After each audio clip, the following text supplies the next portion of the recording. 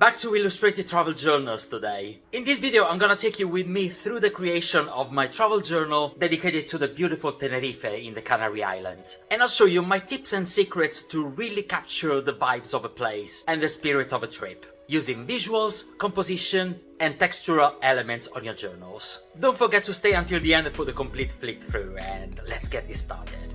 Hi everyone, this is Carlo and welcome back to my channel. The amazing holiday that I had in Tenerife last August-September couldn't just pass by without being documented on a journal. So I made sure I packed an essential journaling kit. This time I went for a passport-sized traveler's leather cover with a handmade concertina refill inside that I made using watercolor paper a few videos ago. You can check this video on my channel if you want to make your own. I wanted to enjoy the holiday to the fullest, so when I was there I just made a few sketches with pencil and I brought my pocket notebook to jot down day by day in detail all my journaling notes. Because call me Aerosmith, but I don't want to miss a thing. When I was on the plane back to London, I started thinking how I wanted the journal to look and the storytelling to develop. And so I made these little sketches allocating images and narrative along the structure of my concertina journal. The visuals are usually my starting point in the creation of an illustrated travel journal. So I normally start by defining what I want them to be. To capture all the vibes of Tenerife, I'm gonna use illustrations made with watercolor and fineliner. I'm also gonna create backgrounds for some pages, include a lot of photographs, a few keepsakes that I brought back, and I want to use doodle stickers and textural elements to make the journal fun and tactile.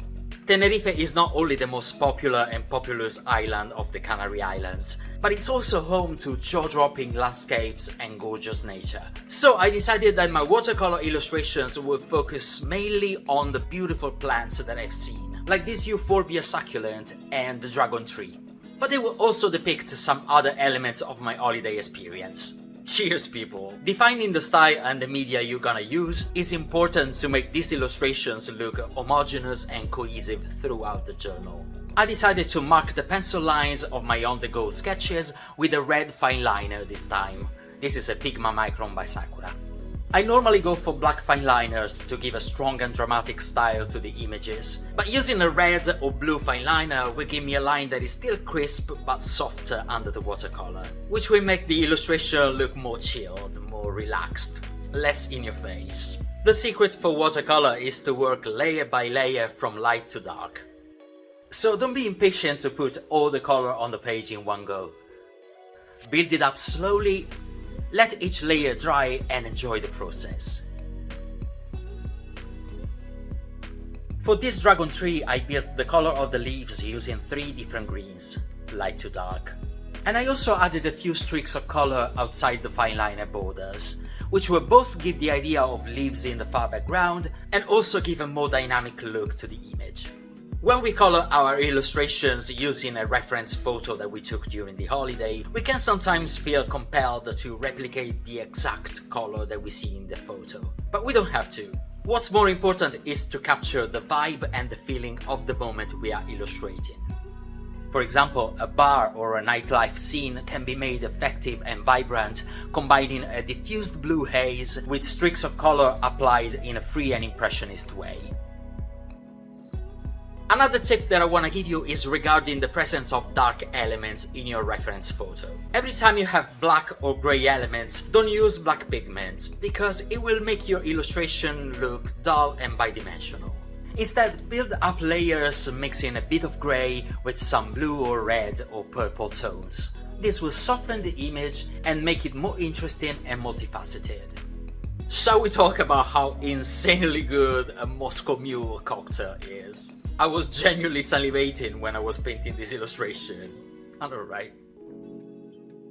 I mentioned the creation of background pages earlier. If you've been following me for a while, you might have noticed that I love to recreate patterns, pavement mosaics, tiled walls, and use them as backgrounds for my journaling notes or as full statement pages on my travel journals. On a day trip to the capital of Tenerife, Santa Cruz, I saw the stunning Auditorio de Tenerife, a beautiful opera house and symphonic music venue designed by Santiago Calatrava. The architecture of this building is decorated with these white, irregular mosaic tiles, perfect to use as a background pattern. So I printed the close-up photo of the mosaic that I've taken on the trip. And with the help of tracing paper, I transferred the motif onto a page of my journal. I retraced the lines with a 005 fineliner, very thin, and I used the light grey Tombow to mark the interspaces between tiles, to give depth without adding too much pigment. Combining some photos and captions, this page will start the chapter dedicated to that day trip to Santa Cruz. Another incredible experience was the excursion to the Teide National Park and volcano. I've recently become obsessed with volcanic landscapes and with studying rock textures and patterns to include them in my art. Tenerife is a breathtaking volcanic island, and this excursion to Teide deserves a good chunk on my travel journal. I wanted to replicate the colors and the patterns of the rocks that I've seen over 2 pages of the journal, and then write on top of this background. I started applying a very watery layer of pink watercolour, blending into a light ochre yellow. I sprinkled some salt on it, which will make the pigment clump and partially get absorbed, giving a granular look. I continued texturing the image with the help of a piece of natural sponge. I dabbed it in the color and tapped it on the paper, blending these layers and creating a gradient bottom to top, dark to light. I used my white Unibold Signal gel pen to suggest the veins and marbling effect of these rock formations, tracing thin lines that branch in different directions. And with the Posca marker, I've broadened these lines in some sections and added dots sparingly to enhance the granular texture. Now a layer of coloring pencils will help me enrich the colors furtherly, and the grain of the paper underneath will work its magic, making my rock texture really pop. The volcanic rocks are so much an iconic element of Tenerife that I had the idea of creating more textural elements to add a tactile experience. I'm gonna show you how. I took some scraps of cali paper, which is this rough 100% cotton rag paper, and I used 2 acrylic media by Golden and Liquitex that I often use for my artwork on canvas. I mixed them together in different percentages to create a paste. I've applied it on the paper and let it dry overnight. I've also created more rocky patterns that I will use to add scrapbooking elements to the journal. I will mount my photos on some of them and glue some bits of them here and there. This will help establishing the theme of the volcanic rock as the theme of this particular chapter of the journal. I love creating illustrated journals because usually one idea makes other ideas gem naturally and organically. I decided to visually recall this stripy element of paper also along the rest of the journal, but in a different form. For the cover, I used irregular stripes of paper and letter stamps to add the title. I love the font of these little stamps from Typo. I've had them for years. I will also add a little scrap of rocky texture that helps setting the vibe straight away. I will use this combination of wooden stamps on scraps of paper also to mark the different chapters along the journal, making it look super cohesive and with a very precise style. It's time to talk about photos. As I usually do, I created photo collages on Canva, printed them as regular 4x6 inches photos, and then I cut them. When choosing what photos to include in your travel journal, keep in mind the Holy Trinity: vibes, experience, memories. You want photos that capture the vibe of the city you visited. And for vibes, I mean colors, style, feelings associated to it. You want photos that storytell your experience of the place, what you've seen, what you've done, the food you had, and you want to include memorable moments. You want to be able to say when you browse your journal, "Oh, I definitely remember when that photo was taken." After I've cut and sorted my little photos, this is the time for me to also think how I want to include my paper keepsakes from the trip. The hotel we booked in Tenerife was the Tigotan Lovers and Friends. We had such an amazing time and I could not recommend it enough. Beautiful rooms, lovely pool, great entertainment, and the staff have been incredible, going above and beyond to make our stay memorable. From the hotel, I brought back this little coaster and this paper door tag. I want to use them as small doors in my journal, on which I could mount some photos and expand the journaling space. I'm also including the excursion ticket to the volcano and a couple of bus tickets. I'm gonna glue lined paper on the back of these elements to reinforce them and give me a better surface to write on. I'm gonna glue my photos on them, and I will use this Muji white washi tape, cutting a thin stripe to install my doors on the journal structure.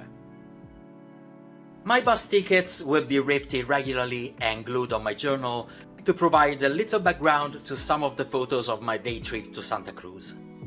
Another fun visual element that I like to include in my journals is doodle stickers. Essentially, I use tracing paper and a black fineliner to create doodles of objects and things that remind me of fun moments of my trip. Once I created enough, I color them with coloring pencils. Then I cut them and glue them with a glue stick on my journal. Here I made the guagua, which is the typical Tenerife bus that we took to go to Santa Cruz, but also the sun lotion that I've lost halfway during our holiday, the cable car to the top of the volcano, a savage game of Uno that we played, and so on. Once the visual elements in my journal are all in their places, I grab my pocket notebook and copy all the journaling notes I took on the trip, adding more thoughts and memories to them.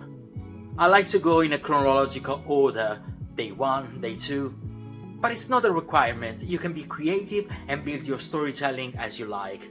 Divide the trip in chapters, paragraphs, activities. It's your travel journal, so make it 100% yours. My journal of Tenerife is now complete, and it's time for a full flip through. This is the first time I've created a passport-sized travel journal. I normally go for larger formats, but I'm very happy with the final result. The concertina structure allows you to creatively expand your storytelling beyond the 2-page spread. That's why I always recommend to give it a try. Recapping the core tips and advice in this video, your travel journal is meant to capture the trip's vibe and spirit, using a cohesive mix of visual, textural, and narrative elements. Start by defining your visuals and using a consistent style. Build your watercolor illustrations, aiming to capture the feeling of a moment over restrict photo accuracy. Use landscape and urban patterns such as pavements, tiles, mosaics to create background pages, and enhance the tactile experience by incorporating actual textural elements. Include photos that capture the vibes, experience, and memories associated to your time in the place you visited. And finally, integrate keepsakes in a creative and interactive way. Add stickers and write your journaling notes, optimizing the space accurately to make your journal flow seamlessly. That's all for today. I hope you enjoyed this creation process and the images of my time in this beautiful island of the Canary Archipelago. And if you did, feel free to like, comment, share, subscribe, and hype this video so that it can reach a bigger audience. There's a special playlist on my channel entirely dedicated to illustrated travel journals that you can binge watch, with hundreds more tips and beautiful destinations. I'm gonna link it for you in the video description. This was me, Carlo, and until next video, take care, be kind, and I'll see you soon.